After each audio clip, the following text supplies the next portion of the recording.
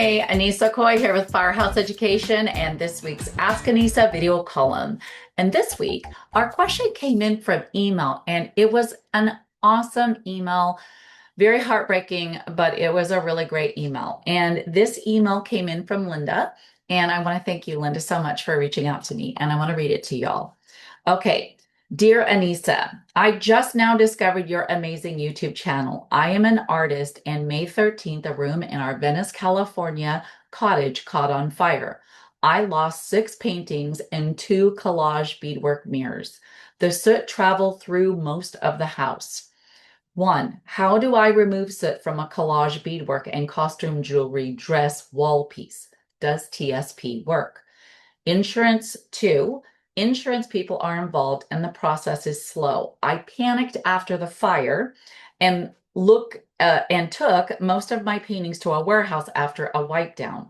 Put all framed photos in a suitcase and we put all that in storage. 30 photo albums burned. Some photos can be salvaged. All my books are burned. It's just there. We are waiting for insurance's next step. I listened to 2 of your videos and learned about ultrasonic machines, ChemSponge, and I'm totally freaked out. Will be grateful for any tips on the beaded dress wall piece. Thank you so very much for being here. Best regards, Linda. Oh, Linda, I am so happy that you found my YouTube channel. I'm so sorry it is under these circumstances, and I'm so sorry for what you're going through. I cannot imagine being an artist and having some of your original pieces like that completely destroyed and or damaged. It's not like those items, can be replaced. I mean, our insurance can help us cover the cost or the value of that item on a monetary level, but it can never replace emotionally what those items mean to us when it's something that we created. So my heart my heart goes out to you so, so much. And I'm so sorry for what you're going through. But I'm really, really glad that you reached out to me. Okay. So I would absolutely tell you not to use TSP on any of these items. And here's the photo of the beadwork wall piece that you sent to me. The beaded dress, I guess, is how you were referring to it, wall piece. I would absolutely not use TSP on this. TSP is a fairly aggressive cleaner with, a mixed media piece like this where you've got beads and costume jewelry, adhesive fabrics, and maybe even painted surfaces, it looks like. There's a real risk of damaging these finishes, and loosening up adhesives and discoloring things and materials and just causing metal that is here, to possibly tarnish. So the first thing that you need to do is you need to determine whether you're dealing with just loose soot here, like sitting on the surface here, or do we have like smoke residue that's bonded and kind of baked onto the materials in these surfaces? If it's simply been, exposed to soot, it's going to be a much easier process to clean. And here's what I would recommend, to start with. I would use a HEPA vacuum, something like this, that we would gently vacuum over the dress, with like a soft brush attachment, keeping the nozzle just maybe slightly above the surface of the area if possible. Sometimes I'll even like fan out my fingers and then like go over my item with my brush, my HEPA vacuum brush over the top so that I'm kind of protecting it, if you will, by my fingers being in between and yet open enough that the air can flow and get through to pull up loose items. The other thing would be to use like a dry chem sponge or cleaning sponge, soot sponge, it's often called, like I have pictured here, very lightly on the areas that are, appropriate. Like don't scrub, but a light, rub with the chem sponge could be something that you could do, or using it on certain areas of like where the metal is, things like that, larger surfaces. After I tried all of these dry cleaning methods, only then would I start getting more aggressive and consider using, some what I like to call damp cleaning, if you will, where I might have, like a Dawn dish soap mixture that I would get wet on a cloth, a microfiber cloth, wring out, and then lightly wipe over the surface of the beadwork. That might be something that you could do, but I would really caution you. If the piece is really special to you and you really want some help, there are people who deal with like art conservators who I have some great resources that I could definitely lay out for you. Um, I'll put a link here below this video on my YouTube channel to Jane Easter, one of the gals that I think is one of the most amazing ones in our country. She's out of Indiana, that you could contact her to help you. And you could also do the same with your artwork.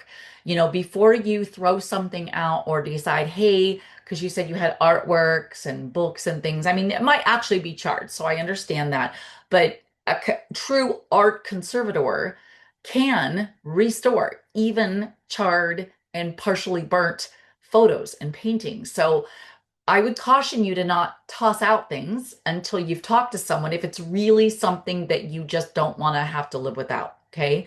Um, and definitely, I know it's slow. I know this process can be slow with dealing with the insurance company, but you're definitely going to need to, process this through them because they may pay for some of this restoration. They may not. They may say, hey, look, Linda, this item is worth X. This is what we're going to pay you for it. You can take that money and go get it restored or do whatever that you want with it after.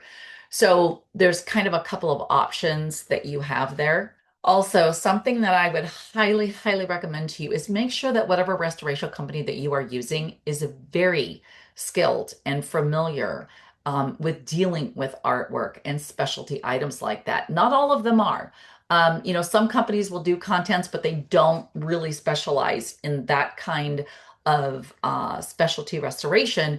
But maybe they have people that they use and refer to. Like I refer to Jane, when it comes to the conservator stuff that I was telling you about. So just be sure that whoever you are using is definitely qualified. All right. And if you'd like to send me some more detailed photos and kind of upfront, with a little more detail, maybe tell me, how are these items attached? Are they sewn on? Are they glued on? That might help me a little bit, and I can maybe go a little deeper with you on that.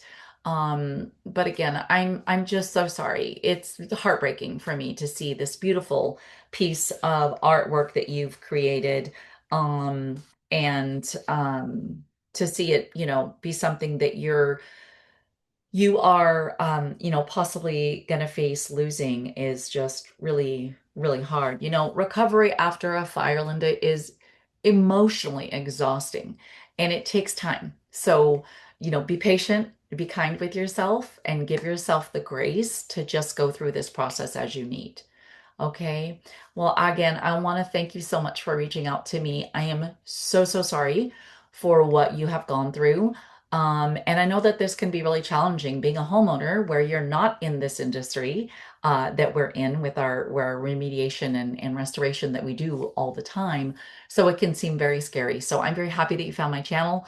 Let me know if you have any other questions. And again, I wish you the best of luck with everything.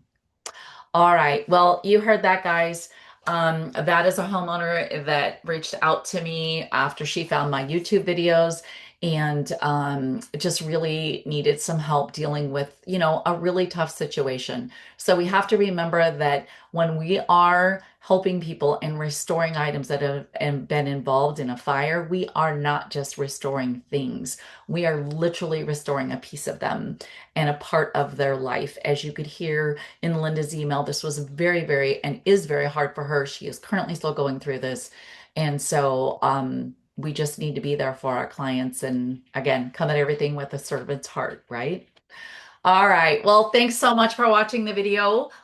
If you are a homeowner or a restoration contractor and you want to send me a question email, send it to Annissa@firehouseeducation.com.